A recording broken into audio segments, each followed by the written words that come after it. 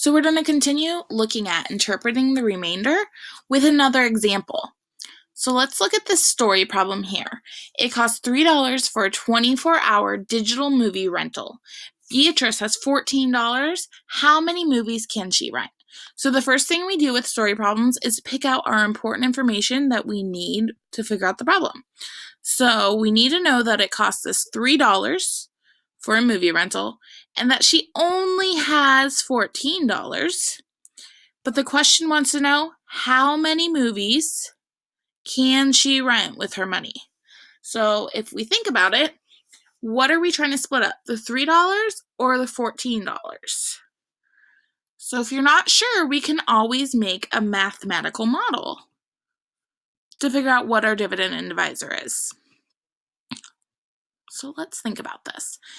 If I rent one movie, we'll make it look like a circle for a DVD, and that costs $3, I can rent another one, right? Because she has $14. If I rent another DVD, that costs another $3. So far she spent $6. If I rent another movie, that's another $3. So far I've spent $9. I'm still under 14. I could rent another movie. That would be $12, right? Because I have 4 groups of 3 there. Can Beatrice rent another movie for $3? I have 12 here. She only has 14. So what does that leave her with? She doesn't have enough, does she? She only has $2 left. Right? So she can't rent another movie, can she? Because they cost $3 each. So she can rent 1, 2, 3, 4 movies, but then she has $2 left over, which is what we call our remainder. So when we're thinking about it, if we set this up as a number model, it'd be that I'm taking my $14 and dividing it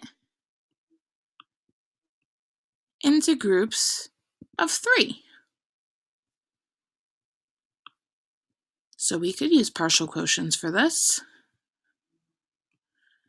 I have 14 as my dividend, 3 is my divisor. How many groups of 3 can you take out of 14?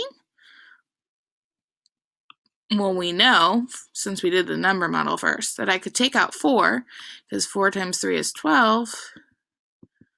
If I subtract those, I get 2 is my remainder, and 4 is my quotient. So the 4 represents the 4 movies I can rent, but the 2 represents my $2 left over. So when we're thinking about the 2 things that we can do with our remainder, are we going to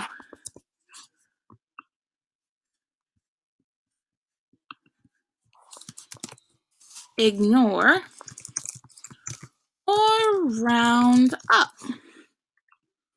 Let's think about this. If I round up, that would say that she can rent 5 movies. But does she have enough money to rent 5 movies? I don't think so. So what is she going to have to do with her remainder? Do we care that she has $2 left? Nope.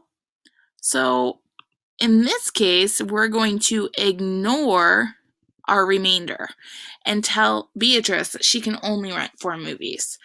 Who knows? Maybe the $2 she'll go buy some candy and popcorn.